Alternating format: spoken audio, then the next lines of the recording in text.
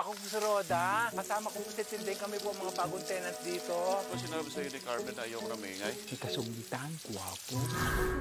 Huwag mo nang ulitin. Baka mainis yun, mawalan pa tayo ng tirahan. Hello, Mr. Kwon. The shipment will arrive tomorrow. Also, my heir and I are on our way to Manila. I expect all Montenegros to be there. I'm eager to meet your grandson. Inaasahan ka ngayon ng lolo mo at ng papa mo. Hindi ba may malaking transaction na magaganap bukas? Haharangin natin bukas yung transaction. Kinakailangan makuha natin ang droga. Kasama ba ang mga gerero dyan? Oo, boss. Malaki tong babanggain natin. May ayusin tayo shipment. Ito ay para sa mga Montenegro. Drugs na naman yan. Alam nyo naman na mainit ang NADCOM sa Pierre. Kailangan gumawa tayo ng paraan para masira si Miguelito sa mata ng mga botante. Meron tayong contact sa NADCOM, di ba? Hindi magtatagal, ako na lang ang kaisa-isang matitirang matinong gerero. Ibig sabihin, tatablahin mo ang pamilya mo. Makakabangga mo ang amo. Nanggaling ako sa hirap. At alam kong dahilan kung bakit nasisira ang pamilya nang dahil sa mga drogang yan. Kaya hindi na ako papayag pa na kumalat pa yan sa Maynila.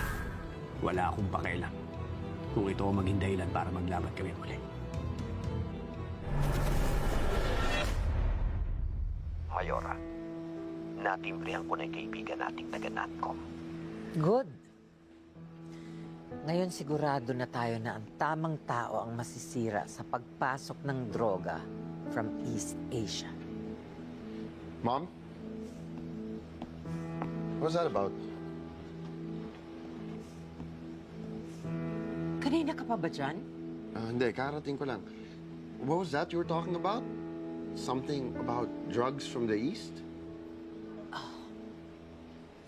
Just, we got an intel report and we're checking into it. Drugs from East Asia. That's new. New? Bakit ka interesado? Don't tell me gumagamit ka. No, Mom, of course not. Narinig lang kitang may kausap, so na-curious na ako. It's nothing. Inigo, don't ever let me catch you doing drugs. Hindi kita mapapatawad.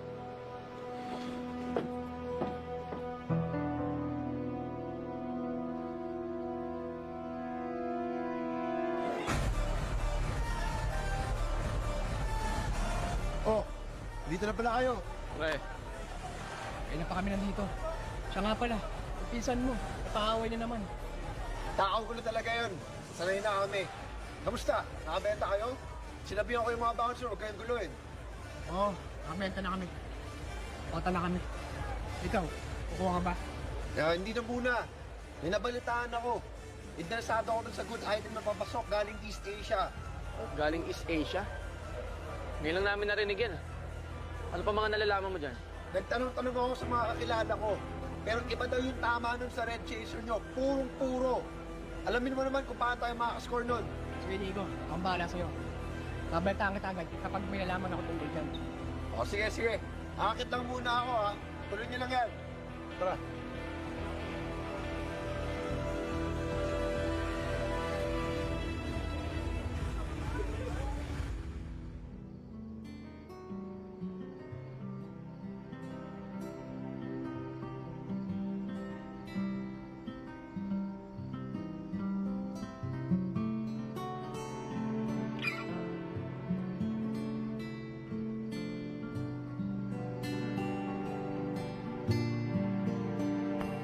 Ay, good evening, Mang Al. Good evening po, Mang Al. Tayo na, Rota. Ha?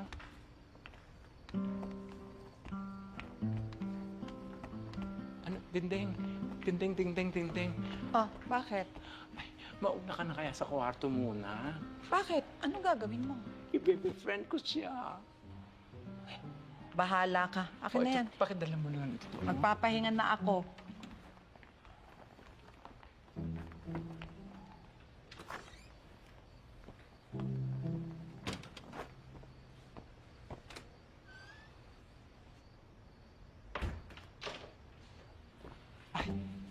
Ay, mahilig pala kayong magkalikot ng gitara. Ako mahilig po akong haranahin. Dedma?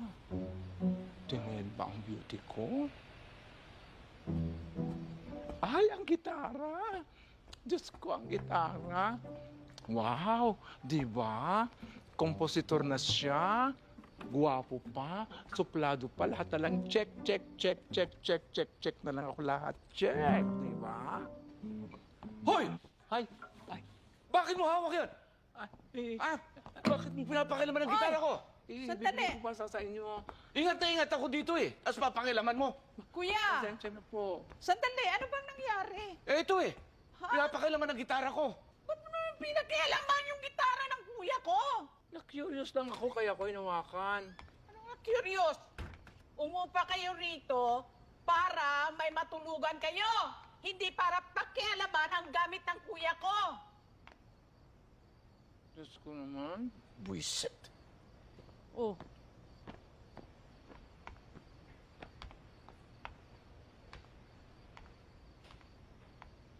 Bakit? Anong nangyayari dito? Kayo, matuto kayong lumugar. Kabago-bago nyo rito eh. Ginagalit nyo ng kuya ko. Doon kayo sa kwarto nyo. Nakakaloka ka? Diyos ko dahil kung palayasin mo ka mo, akala mo kung sino ka, para gitara lang. Para gitara? Hindi ka bumili ng gitara mo? Ako, alam mo, Tinding, inisip ko kasalanan ko din naman talaga eh. Umiral na naman ang pagkapakialamera ko, pero hindi naman dapat na singhal-singhalan niya ako ng ganun, di ba? Roda, wala siyang karapatang pagtaasan ka ng boses at away-awayin kahit na anong ginawa mo. Iniisip ko nga kung kakaibaganin ko pa yung boy sungit na yan. Pero alam mo, Tinding, nasa-challenge din ako eh. Kasi ang gwapo niya. Ewan ko sa'yo, Roda. Ibang ka talaga.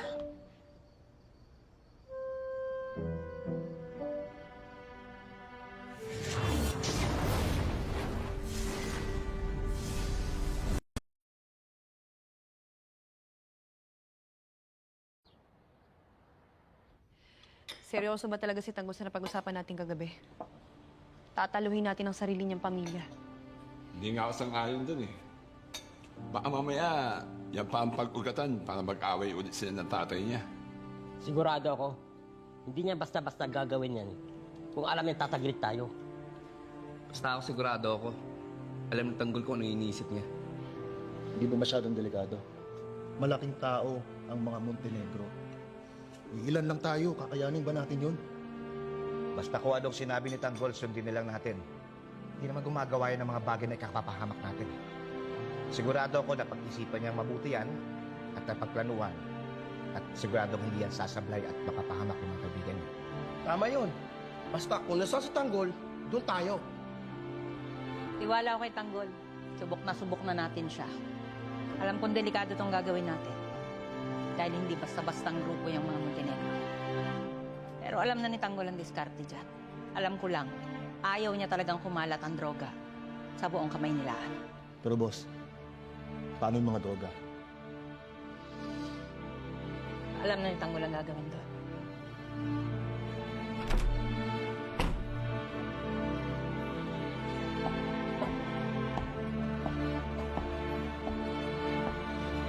Kaya Tanggol.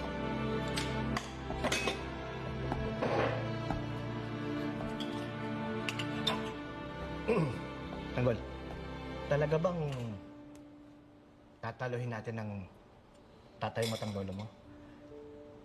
Kasi medyo nag-aalangan ang grupo. Pero, kung yun ang desisyon mo, naiintindihan namin at susunod kami. Alam naman namin na ayaw mo lang talagang kumalat ang droga sa buong kamay nilaan. Tama ka doon. May pera na tayo. May mga negosyo. Meron pa tayo mga diamante. Sa pamamaraan na yan, huwag na sana tayo maging dahilan para masira pa ang buhay ng maraming Pilipino. Kung sa bagay, kahit sa maliit ng pamamaraan na yan, matutulungan natin yung bansa natin. Matutulungan din natin mga polis. Tanggol, teka lang. Paano pa nagkabarilan mamaya? Mamaya mayari natin tatay at lolo mo. Siyempre, di natin masasabi yung mangyayari. Yan ang dapat niyong ingatan.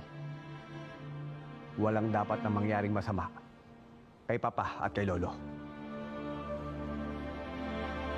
Tanggol, alam mo naman pagdating sa laban, di natin alam kung sino yung mamamatay.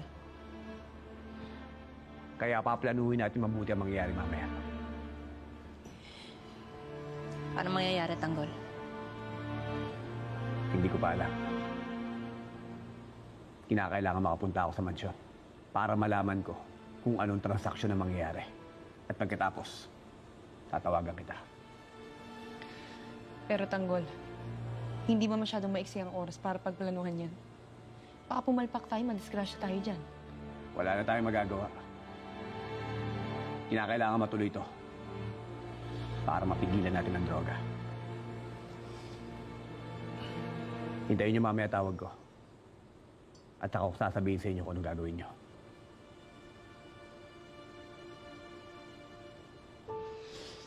Maganda yung naisip mo, Tanggol. Hindi aakalain ng mga pamilya Guerrero na tayo rin ang tumira sa mga business partners si Congressman Miguelito.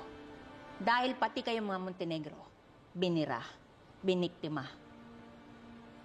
Dahil dyan, walang kahit sinong mag-iisip na ikaw ang nagpaplano ng lahat ng ito. Pero, hindi ganun kadali yan. Dahil pagkatapos ng lahat ng ito, sigurado hahantingin tayo ng mga yan para mabawi yung pera at mga droga na nakuha natin. Pagkatapos ng araw na to, paglalaylo muna tayo.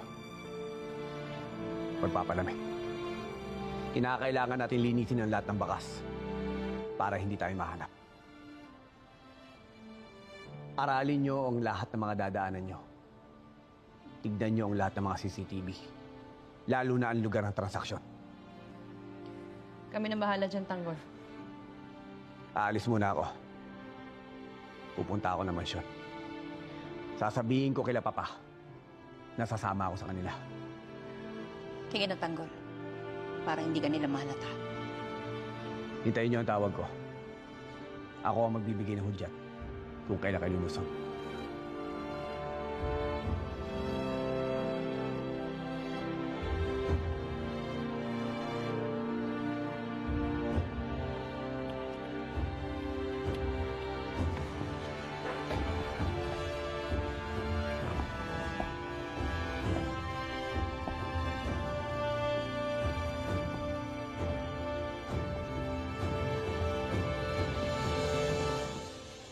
Oh, Ramon, asan na yung anak mo? Anong oras na? Aba, mukhang hindi siya dadating. Tayo na lang kumausap kay Mr. Kwon. Hindi pwede. Si Tanggol ang tanging tagapagmana natin. Kailangan makilala siya ng mga Kwon. Kung hindi siya harap sa mga Kwon, anong isipin nila tungkol kay Tanggol? Baka makarating pa yan sa ibang kaalyado natin. Papa is old enough to decide for himself. Kausapin mo yung anak mo, ha? Ayusin mo yung problema ninyo. Tawagan mo siya. Papuntahin mo dito ngayon din. Kawan, Ninong, parating na mga kuwan.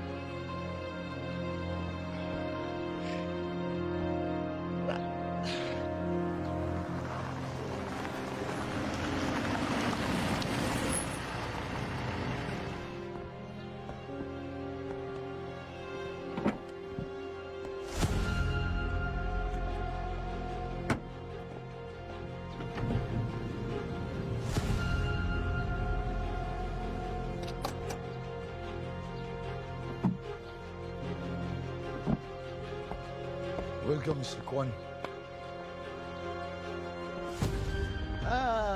Mr. Kwon, finally we meet. Maraming salamat sa inyo.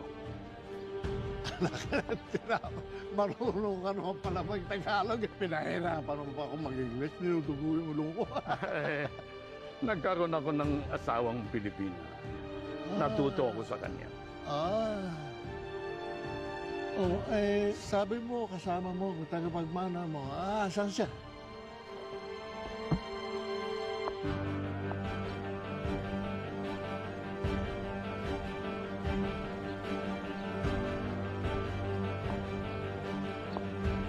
This is my heir and granddaughter, Veronica. She's been under my care since her parents passed away. Hello, Don Julio. And Sir Ramon. Yeah. It's my pleasure to meet the leaders of the most powerful syndicate in the country. Hello. Nagmana sa'yo ako mo. Magaling mambola. She's just being honest. Eh kayo, nasaan ang tagapagmana ninyo? Darating na siya, Mr. Kwon. Meron lang siyang inaasikaso. Malapit na dumating. Let's go!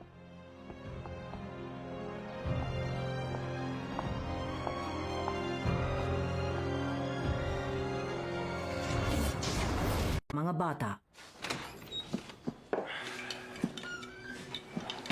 Santino, nakakausap mo ba nanay mo? May balita ka ba sa kanya? Hindi po, tay. Subukan ko po tawagan, tay.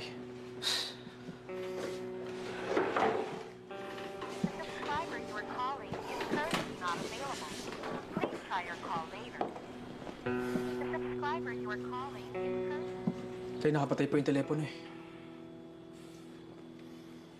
Santino, masaya na siya doon. Magpapakasasa na siya sa yaman ng mga Montenegro. Pero tayo ang pamilya niya.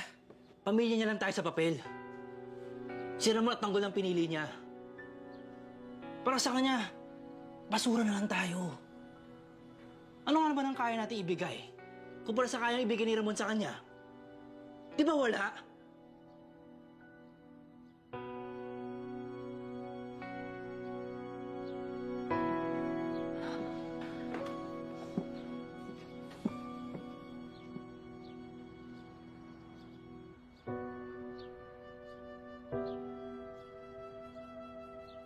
This way, Mr. Kwon.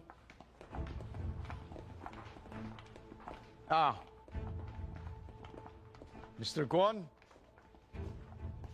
This is Marites, ang ina ni Tanggol. Marites, si Mr. Kwon, kasama namin sa negosyo, at si Veronica, ang kanyang apo. Nice to meet you. You're lucky. You still have your wife. Yes, I'm very lucky to have her. Sumunod ka sa akin, Mr. Kwon.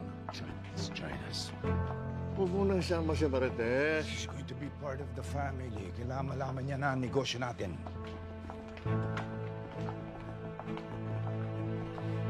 Iba talagang mag-isip si Tanggol. Ngayon lang ako nakainkwentro ng taong ganyang kabuo ang loob. Biruin mo, pati sarili niyang pamilya babanggain niya. Sabagay may punto naman siya. Talagang hindi niya mapipigilan ng pagkalat ng droga sa bansa. Pero tayo mismo kung kikilos, may magagawa tayo. At bukod doon, kikita pa tayo.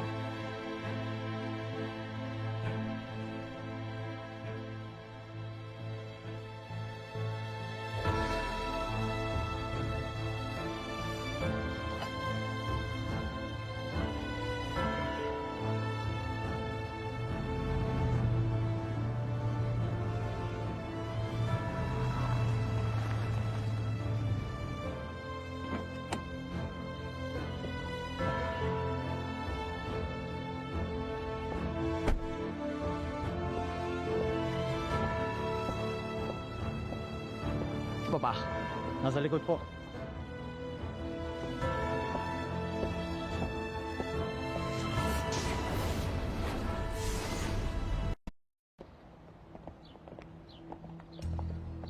Mr. Kwon, take the Sit down, sit down. Monica, please. Ngayon, Mr. Kwon, simulan na natin. Pwede ba namin makita ang mga items? Hindi ba natin hihintayin ang inyong tagapagmana? Ramon, nasa na nga ba si Tanggol? Oh, eto na pala. Lo. Tanggol, tama-tama ang dating mo. Papa.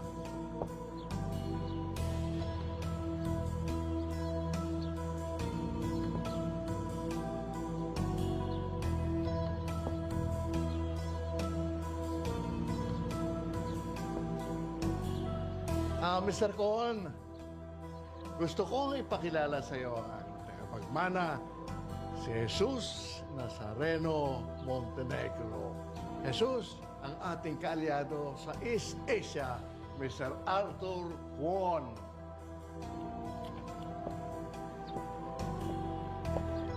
Nagagala ko po kayo makilala, Mr. Kwon. Well, firm grip, fixed eyes, focused. I can tell you're a good businessman. Hindi ko kayo nagkamali. Oh, my granddaughter, Veronica.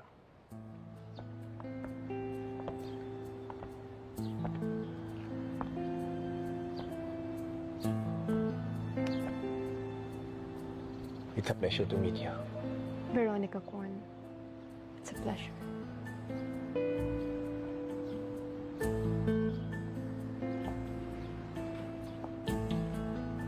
Well, now that our families have met, let's get down to business.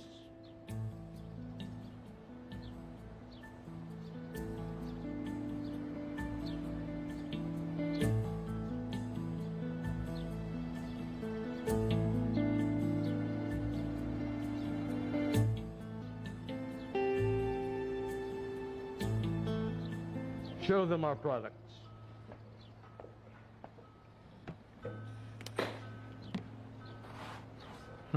Don Julio, I present to you the best drugs that your money can buy.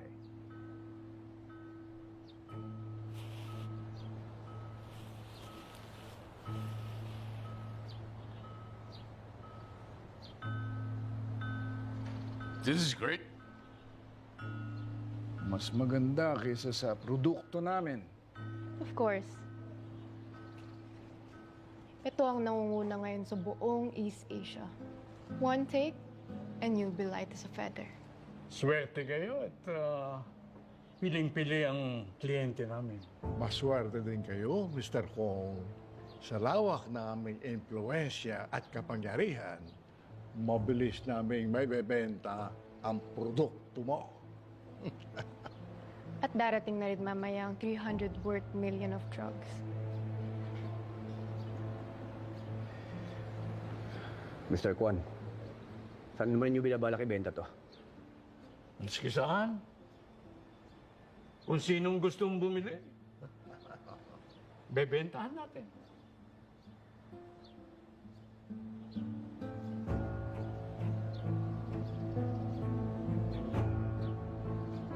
Right then. We have a deal? Mr. Kwon. Mr. Kwon. Veronica. Siya nga pala, meron kaming inihandang salo-salo. Come join us. Ipagdiwang natin ang ating bagong samahan. Come.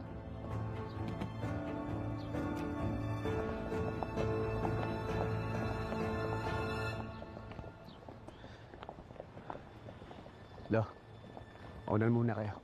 Oh, okay, okay.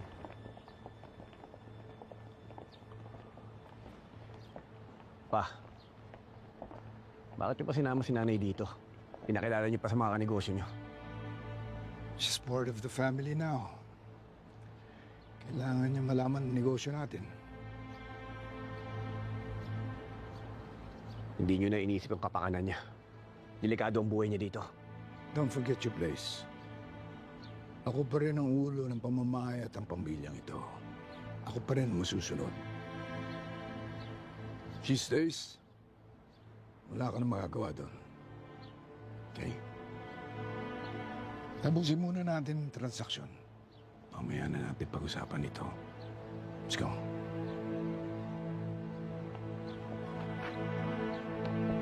Nay, hindi mo alam ang pinasok mo. Mas mapapahamak ang buhay mo dito. Mundo ito ng mga sindikato. Maiipit ka sa isang sitwasyon na hindi mo gusto. Kinakailangan na maialis kita dito para magiligtas ka.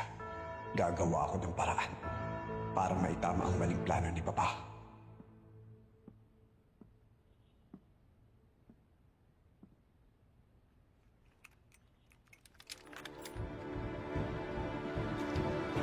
Hindi ako titigil hanggat hindi ko kayo napagbabayad dalawa ni Ramon. Marites, kung hindi man kita mabawi, hindi ko hahayaang mapunta ka sa iba. Magkamatayan at magkamatayan.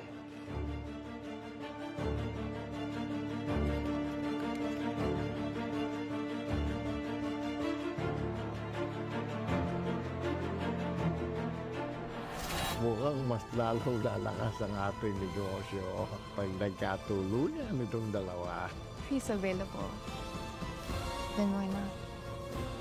Nakapwesto na po lahat ng mga tauhan ko. Bakit nandito lahat ang mga tauhan ni Romero? Mainit ang dugo sa akin na Ramon. Hindi natin alam kung ano pumapasok sa isip niya. Ibina, pumunta na kayo sa Puerto Masangkay. Ako nang bahala kay Lolo at kay Papa. Mr. O, pinakamalaking negosyante sa East Texas. Miguelito Guerrero, the future mayor. Manila. O maraming kontrabando sa dala nyo. This is the biggest shipment that we ever have delivered. Pwede na kayo pumwesto. Kapag tapos na ang transaksyon, harangin nyo ang shipment sa Enriquez. Naniniwala ako. Matatapos natin ang mission. Makakabalik tayong lahat ng buhay. FPJs.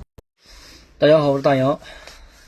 今天大盘礼拜五，今天礼拜五大盘走的还可以。我被套的4个票，其中有1个票今天早上没注意，我也没有心思盯那个盘，因为这段时间全部被套深套，然后就不看盘了，一直没看盘。然后早上忽然打开看了一下，1个票涨停了，那个我买的那个康晴电子半导体的涨停了，然后赚了有200块钱。因为我被他套了差不多最多的时候套了15个点，拿了将近3个月，慢慢的上来一点，但是这几天一直在还差3-4个点回本的时候，一直在那个就是顶到那块就不动了，不动也不涨也不跌，然后今天1个涨停给我解套了，然后还赚了几个点，赚了200块钱。我还高兴的，然后没想到过了半个小时看了一下，我靠，打开了，给砸打开了，打开以后就没有利润了，然后还有几十块利润，我直接就卖了，真的怕呀，怕他再搞下来又套住，涨停封住都封不住，又砸开又打开又砸开又封住，来来回回的，哎呀，真的搞不懂这个是什么操作，这个主力。然后我就给卖了，卖掉以后他又封住了，封住以后过了几分钟又打开了，真的是搞不明白。我反正是卖了，我害怕这种票，封1个板都封不住，也不知道是在洗盘还是说是在出货，看不懂。